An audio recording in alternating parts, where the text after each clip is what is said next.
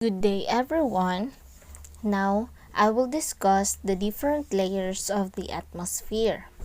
So, the atmosphere is a protective layer of gases which surrounds the Earth.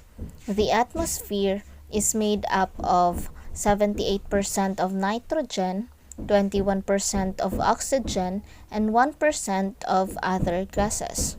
It allows life on Earth to exist by protecting us from the harmful beats of the sun's radiation. The atmosphere comprises of layers based on their temperatures. These layers are the troposphere, stratosphere, mesosphere, thermosphere, the exosphere, which is about 500 km above the Earth's surface, and the magnetosphere.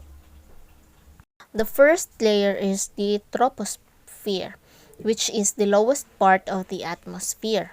It is the part where we live in. It contains most of our weather, such as the clouds, rain, and snow. This part of the atmosphere is if the temperature gets colder as the distance above the Earth increases by about 6.5 degrees Celsius per kilometer. Troposphere contains about 75% of all the air in the atmosphere and almost all of the water vapor. The lowest part of the troposphere is called the boundary layer, where the air motion is determined by the properties of the Earth's surface. Turbulence is generated as the wind blows over the Earth's surface and by thermals rising from the land as it healed by the sun. This turbulence redistributes heat and moisture within the boundary layer, as well as pollutants and other constituents of the atmosphere. The top of the troposphere is called the tropopause, which is the lowest at the poles, where it is about 7 to 10 km above the Earth's surface and is highest about 17 to 18 km near the equator. The second layer is the stratosphere, which extends upwards from the tropopause by about 50 km. It contains much of the ozone in the atmosphere. The increase in temperature with height occurs because of the absorption of the ultraviolet radiation from the sun. Temperatures in the stratosphere are highest over the summer pole and lowest over the winter pole. By absorbing dangerous UV radiation, the ozone in the stratosphere protects us from skin cancer and other health damage. However, chemicals called CFCs or freons and halons, which were once used in refrigerators, spray cans, and fire extinguishers, have reduced the amount of ozone in the stratosphere, particularly at polar latitudes, leading to the so-called Antarctic zone hole. The third layer is the mesosphere.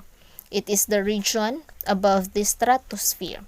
The temperature here decreases with height, reaching a minimum of about negative 90 degrees Celsius at the mesopause. The fourth layer is the thermosphere. It lies above the mesopause. It is a region which temperature increase with height caused by the absorption of energetic ultraviolet and X-ray radiation from the sun. The region above about 80 km is called by the ionosphere, since the energetic solar radiation knocks electrons off molecules and atoms, turning them into ions with a positive charge. The temperature of the thermosphere varies between night and day and between the seasons, as do the numbers of ions and electrons which are present. The ionosphere reflects and absorbs radio waves, allowing us to receive shortwave radio broadcasts in New Zealand from other parts of the world. The fifth layer is the exosphere. It is located at the region above about 500 km. It contains mainly oxygen and hydrogen atoms, but there are so few of them that they rarely collide. They follow ballistic trajectories under the influence of gravity, and some of them escape right out into space. The last layer is the magnetosphere. It is where the Earth behaves like a huge magnet. It traps electrons and protons, concentrating them in two bands about 3,000 and 16,000 kilometers above the globe, the Van Allen radiation belts. This outer region surrounding the Earth is where the charged particles spiral along the magnetic field lines.